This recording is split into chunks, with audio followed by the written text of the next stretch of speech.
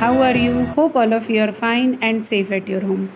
Students, today I give you the answers of chapter number 5, Rulers and Buildings. Question number 1 is, how is the Terabyte principle of architecture different from the Arcuate? Answer.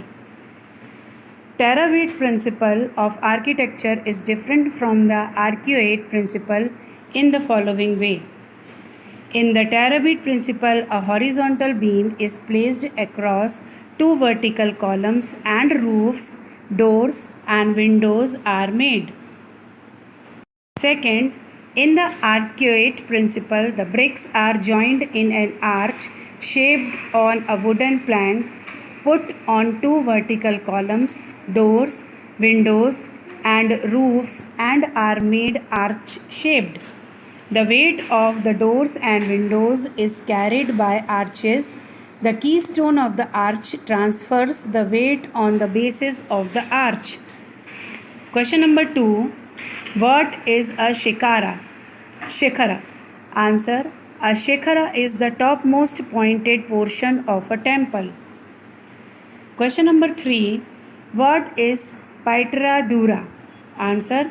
Paitra Dura is the inlays, a series of pictures that depicted the legendary Greek god Orpheus playing the flute. Question number 4. What are the elements of a Mughal Chahar Bagh garden? Answer. Mughal Chahar Bagh consists of 4 gardens.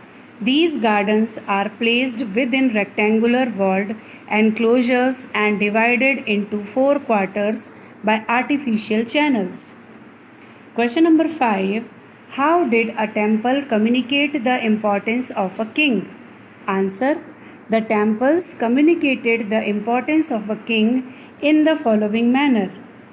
First, name of the temples and the king were almost similar. Example, king is Raja Rajdev, temple is Raja Rajeshwara and god Raja Rajeshwaram. Second, the main gods were identical in name with the kings.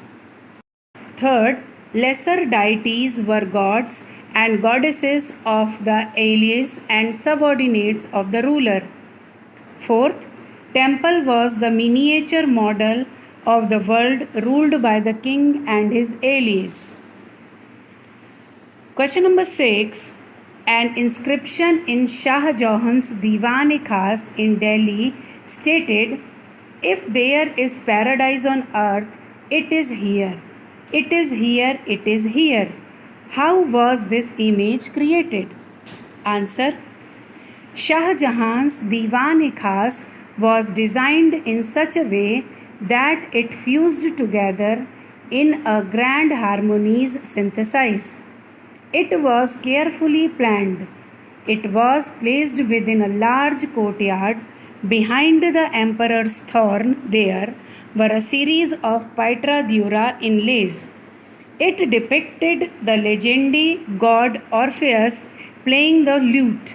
The Diwan-e-Khas was aimed to communicate that the king's justice would treat the high and the low as equals, creating a world where all could reflected the image of a paradise in itself. Question number 7. How did the Mughal court suggest that everyone, the rich and the poor, the powerful and the weak, received justice equally from the emperor? Answer. The Diwan-e-Am of the Mughal court suggested that justice was made for all in an equal way. The construction of Shah Jahan's audience hall was designed to communicate that the king's justice was equal for the high and the low. Its aim was to create a world where all could live together in harmony. There was no difference between the rich and the poor in the emperor's court. Question number 8. What role did the Yamuna play in the layout of the new Mughal city at Shahjahanabad? Answer. The Yamuna played the following role in the layout of the new Mughal city at Shahjahanabad. First, The palace was commanded by the riverfront. Second, only the specially favored nobles like Dara Sukhov were given access to the river. Third, all others had to construct their houses far away from the river Yamuna. Question number 9. The rich and powerful construct large houses today. In what ways were the constructions of kings and their courtiers different in the past? Answer. The constructions of kings and their courtiers were different in the past in the following ways. First, safety and security was a major consideration. Second, Diwan-e-Aam was constructed for the general public. Third, the constructions were carried out on uplands and surrounded by water bodies. Question number 10. Look at figure 4. How could that building be constructed faster today? Answer. Such buildings were usually constructed as a matter of pride in old days.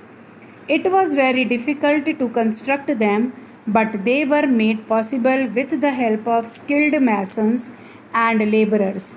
Such buildings took a very long time and a number of laborers to be constructed. But now, as technologies have advanced, we have many facilities, equipments, tools which can construct huge buildings very easily and in less time. 11. Find out whether there is a statue of or a memorial to a great person in your village or town. Why was it placed there?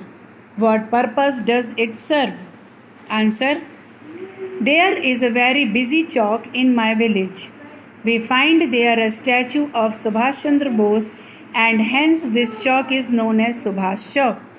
Subhash Chandra Bose was such a great person that he dared to challenge the British Empire by forming his own army. He is now no more, but his statue is there to inspire us. Its purpose is to encourage the youth to do something different and challenging. Question number 12. Visit and describe any park or garden in your neighborhood. In what ways is it similar to or different from the gardens of the Mughals? Answer. The gardens of Mughals gardens were spread over a very large area. There was a large variety of flowers. They were well decorated and protected. But the garden in my neighborhood is not so large. Everyone has easy access to this garden, so the flowers are not safe. Thus, we don't find any similarities. So, students, here we complete our exercise question answer of lesson number 5, rulers and buildings. So, you have to write all the answers in your notebook and learn it.